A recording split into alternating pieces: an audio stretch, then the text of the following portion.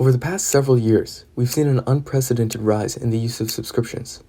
It seems like industry after industry, everywhere from TV to cars, have been switching to a subscription model. With companies offering people temporary access to products through subscriptions rather than direct ownership, it begs the question, in a few more years, are we even going to own anything? In order to explain the sudden rise in the use of subscriptions, we first need to establish that subscriptions themselves are not radically new. The concept of subscriptions goes back centuries, with the sale of newspapers and magazines on a subscription basis. However, our story of the drastic rise in subscriptions will start in 1998, when a then-new company, Netflix, was launched. Shortly after it was founded, Netflix began a subscription service through which subscribers could pay periodically to receive unlimited movie rentals by mail.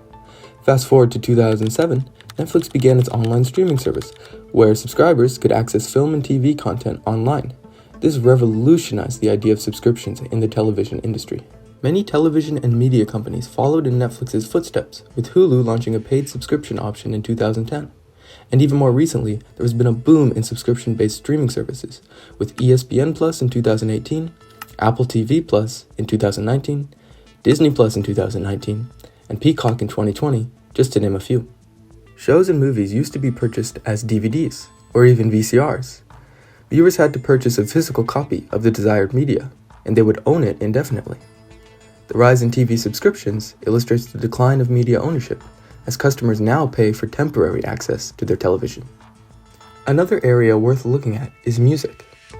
Historically, music has been purchased, whether that was vinyls, tapes, CDs, or even more recently, paying to download songs on iTunes.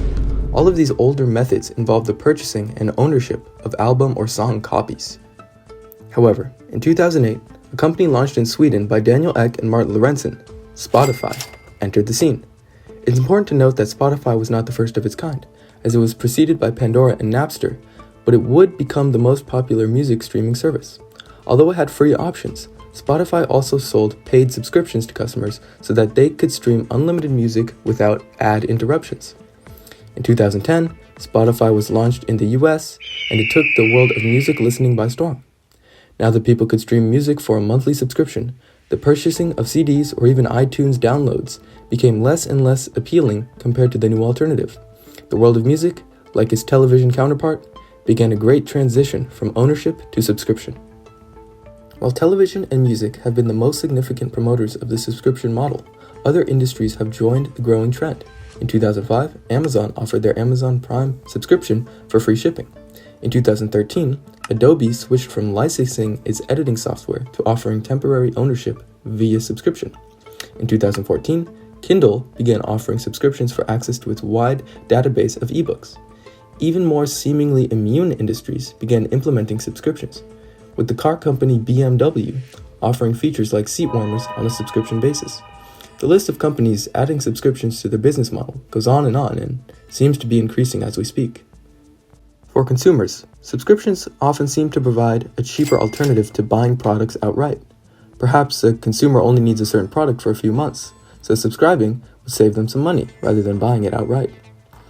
One caveat to this, however, is that companies often make it difficult and complicated for their customers to actually cancel their subscriptions. Customers also often forget to cancel their subscriptions, allowing companies to reap benefits from customer forgetfulness.